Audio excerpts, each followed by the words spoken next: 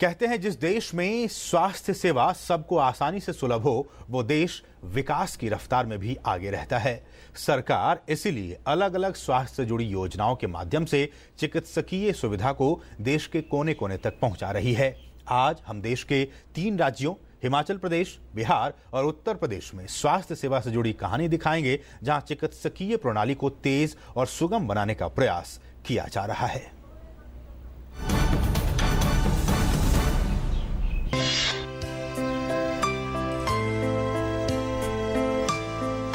हिमाचल प्रदेश का कलसोई स्वास्थ्य केंद्र अपनी बेहतर सुविधाओं के लिए एक अलग पहचान रखता है। इस स्वास्थ्य केंद्र में मरीजों के पास भरोसे का आधार है यहाँ काम करने वाली कौशल्या देवी।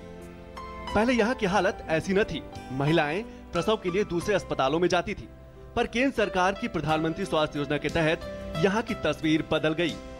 कौशल्या देवी की जागरूकता के चलते कलसोई गांव ही नहीं, आसपास की महिलाएं भी इस अस्पताल में प्रसव कराने आती हैं। महीने में जो है हमारे यहाँ जो है वो 30-35 कभी तो 40 भी चले जाते हैं, लेबर हो जाती है। खासकर जो चंबा में रेफर होते हैं केस टांडा के लिए, और वो अपना रुख इस तरफ करके जो है वो यहाँ डिलीवरियाँ करवाते हैं। और भरमौर से रेफर होते हैं, होली से रेफर होते हैं, तो वो यहीं पे ही अपनी डिलीवरियाँ जो करवा रहे हैं।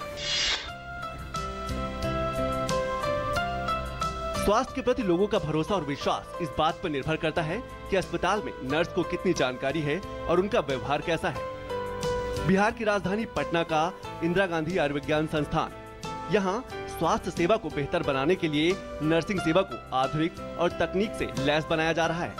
केंद्र सरकार की सहायता से यहाँ देश का पहला वर्चुअल लैब बनाया गया, जहाँ के छात्र देश के किसी भी स्वास्थ्य शिक्षण संस्थान से जुड़ सकते हैं। हर एक स्कूल में स्किल लैब, कंप्यूटर लैब और लाइब्रेरी अब हर जगह है। इसके अलावा जो तकनीकी मतलब मॉडर्न इंफॉर्मेशन टेक्नोलॉजी का यूज़ है थ्रू वर्चुअल क्लासरूम, ये वर्चुअल क्लासरूम अब हर एक स्कूल में है। देश में स्वास्थ्य सेवा तेजी से सुधार प्रक्रिया से गुजर रहा है। नर्सिंग व्यवस्था को बेहतर बनाने के लिए इस संस्थान में एक आधुनिक लाइब्रेरी के तहत अलग अलग बीमारियों और उनके इलाज की जानकारी भी दी जा रही है। चिकित्सा के क्षेत्र में आ रहे बदलावों का असर देश के हर राज्य में देखने को मिल रहा है।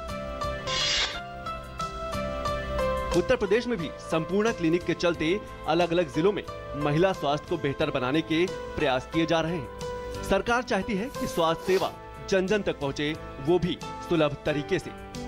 स्वस्थ मां स्वस्थ परिवार के मूल मंत्र से 21 से 60 वर्ष की महिलाओं को सभी बीमारियों के बारे में जानकारी दी जा रही है और उनका इलाज भी किया जा रहा है। जब परिवार की महिला शिक्षित रहेगी और स्वस्थ रहेगी तो परिवार का विकास अत्यंत तेजी से होता है। इसी को ध्यान में रख करके इस योजना को लॉन्च किया गया और इसके तहत जो है माता को विभिन्न प्रकार की जितनी भी बीमारियां होती हैं, महिला रोग से संबंधित और समस्त जितने भी संक्रामक असंक्रामक रोग, इनके बारे में उनको जो है शिक्षित किया गया और इसका समय समय पर क्या उपचार उपलब्ध है इसके बारे में दिया गया।